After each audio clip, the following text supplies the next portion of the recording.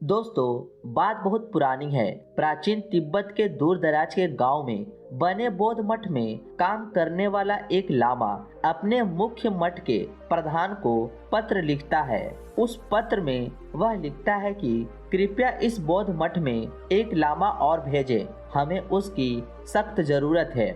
जैसे ही वह पत्र मुख्य मठ के प्रधान को मिलता है, प्रधान अपने सारे शिष्यों को अपने पास बुलाते हैं और उस पत्र को सभी के सामने पढ़ते हैं।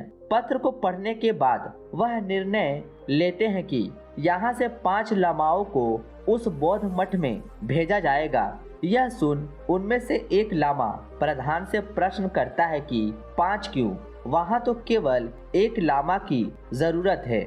यह सुन प्रधान कहते हैं कि तुम बाद में सब समझ जाओगे। अगर मैं यहाँ से 5 लामा भेजता हूँ तो इस बात की भी संभावना है कि वहाँ एक भी न पहुँचे, क्योंकि रास्ता बहुत लंबा है और मन को भटकाने वाले चीजें हजार। यह सुन वहाँ बैठे सभी शिष्य हंसने लगते हैं, क्योंकि उन्हें लगता है कि प्रधान का यह निर्णय बेवकूफी भरा है। जब जरूरत एक की है तो 5 को भेजना तो मूर्खता ही है। लेकिन प्रधान अपने निर्णय पर अड़े रहते हैं और उनमें से 5 शिष्यों को वहां जाने के लिए चुन लेते हैं। अगली सुबह वह 5 भिक्षु अपने यात्रा शुरू करते हैं। उसी दोपहर जब वो 5 एक गांव से गुजर रहे थे, तभी दूर से भागता हुआ एक इंसान उनके पास आता है और कहता है, हमारे गांव के बौद्ध मठ में रहने वाले सन्यासी की मृत्यु हो चुकी है। हमें एक सन्यासी की जरूरत है। आप में से जो भी भिक्षु हमारे गांव में आकर रहेगा, उनके लिए बढ़िया तनख्वाह और रहने खाने की अच्छी व्यवस्था दी जाएगी। गांव देखने में काफी अच्छा और धनवान लग रहा था। पूछने पर पता चलता है कि गांव में ज्यादातर बड़े किसान और अमीर व्यापारी ही रहते हैं, इसलिए गांव बहुत समृद्ध और खुशहाल है। ये सब जानने के बाद उनमें से एक भिक्षु कहता है, मैं सोच रहा हूँ कि मुझे यहाँ रुक जाना चाहिए। आखिर ये भी तो बुद्ध का ही काम है और वैसे भी वहाँ तो एक ही भिक्षु की जरूरत है। आप 4 भिक्षु ही वहाँ के लिए काफी हो।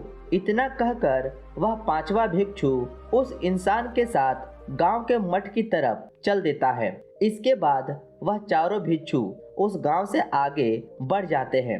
अगले दिन जब वह 4 एक राज्य से गुजर रहे थे, तभी उस राज्य का राजा अपने घोड़े पर सवार होकर उनके सामने से गुजरे।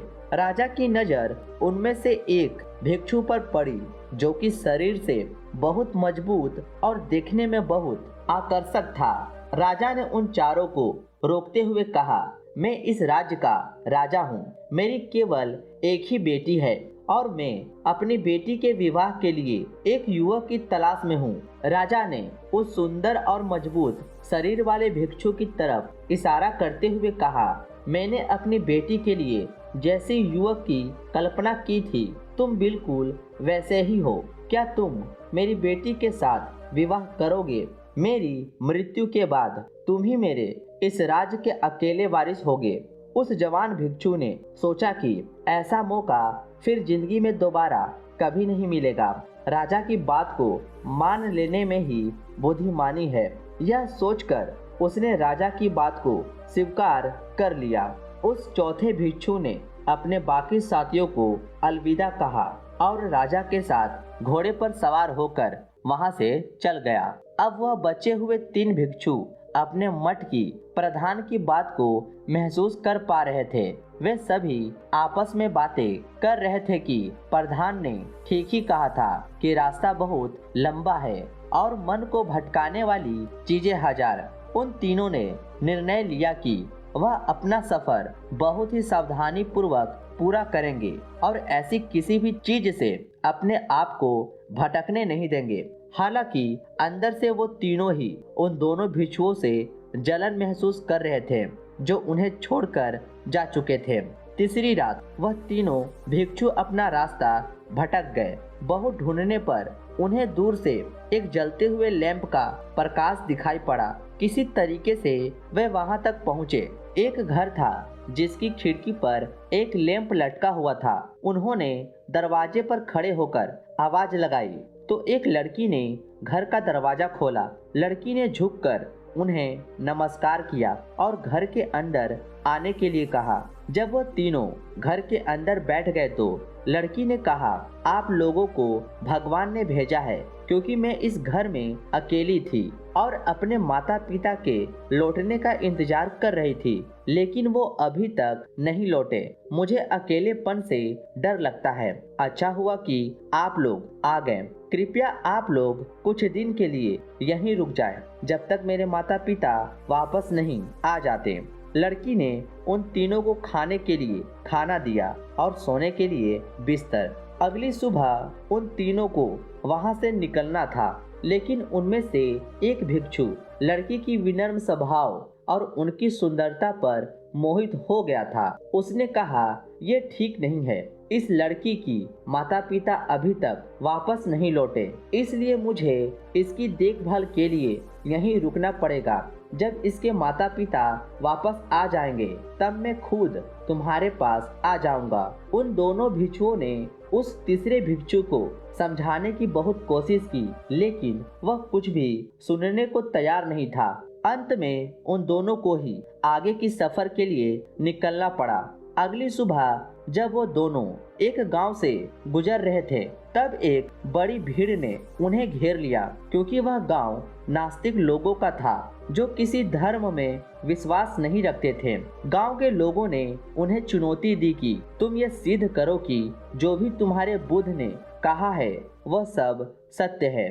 गांव के एक बड़े विद्वान व्यक्ति ने भी उन्हें चुनौती दे दी कि आओ मेरे साथ बहस करके यह सिद्ध करो कि तुम्हारे बुद्ध के सिद्धांत वह सब सत्य है।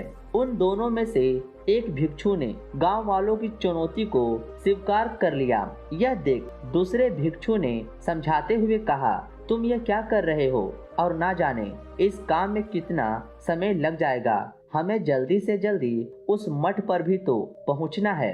भिक्षु ने उत्तर दिया, इन गांव वालों को समझाने में चाहे मेरी पूरी जिंदगी ही खराब क्यों ना हो जाए, लेकिन मैं इनकी इस चुनौती को स्वीकार करूंगा। मैं बुद्ध का शिष्य हूँ और इन लोगों ने मेरे गुरु के सिद्धांत पर सवाल उठाया है, इसलिए मैं इन्हें गलत साबित करके ही रहूंगा। वैसे भी वहाँ सिर्फ एक ही भिक्षु की जरूरत है, इसलिए तुम जाओ। जब इन गांव वालों को बुद्ध के सिद्धांतों पर यकीन हो जाएगा तब मैं वापस आ जाऊंगा।